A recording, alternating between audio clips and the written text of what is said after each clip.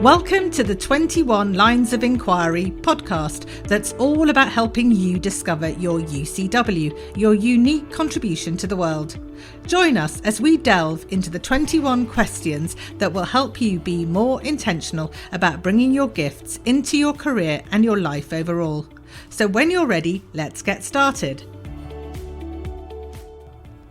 Hi, it's Anita, and in this episode we're going to look at the question, when do you feel you've hit a dead end? Now, this could either be in the past, or you may well be feeling this today because the road you're on has ended in some way and you simply don't know what to do next or which direction to take. So maybe you're in a job and there's nowhere to progress up, even though you're ready and you feel you've reached the end of the path you're on. Or maybe you're looking for work and nothing seems to be coming up despite lots of effort on your part. Or perhaps life has thrown you a curveball. Maybe you're faced with an illness or a condition that doesn't allow you to carry on with your work or life in the way that you'd intended. Or maybe the goals that you started out with, the ones that once filled you with enthusiasm, have simply waned or become empty of meaning. Now, you may be thinking it's a strange question to be asking because surely if you want to find your unique contribution to the world, a dead end isn't exactly what you're looking for. But it is precisely because a dead end means you have reached the limits of your own efforts to move you forwards that it is so valuable in helping you connect more deeply to your UCW. Because at such points, you have no choice but to let go of your agenda and surrender.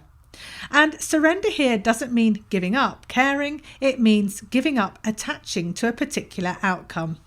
And when you do this, you often find something shifts. A door opens in some way which you couldn't have planned even if you tried. And in some strange way, the dead end or not getting what you want can become liberating, making room for possibilities beyond which you can imagine. And although I can't tell you why this is the case, I can honestly say that it is the case, both from my own experience and that of many people that I've coached over the years. So in my own life, one of the biggest dead ends happened to me after finishing my MBA in 2003.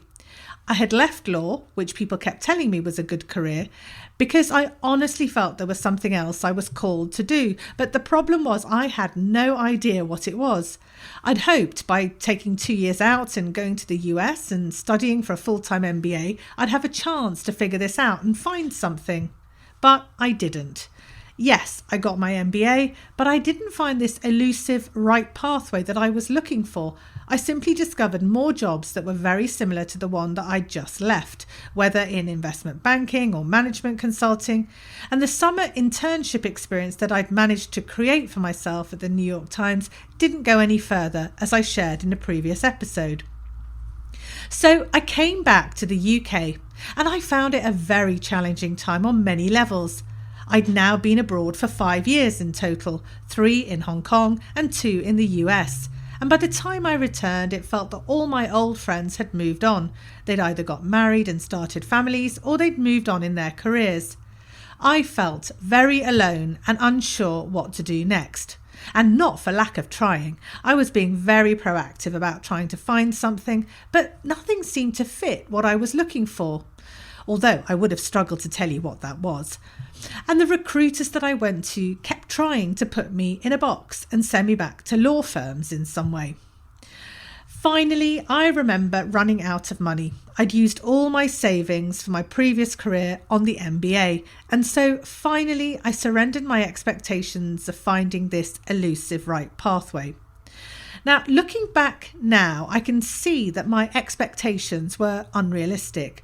I had in my mind that a UCW had to be something out of the ordinary, great even. And, so I was turning down anything that didn't look like it could be out of the box amazing. And if I'm honest, I think part of me wanted people to be impressed. I'd left law with high hopes and I felt embarrassed not to have anything to show for it that was any more meaningful than what I'd left.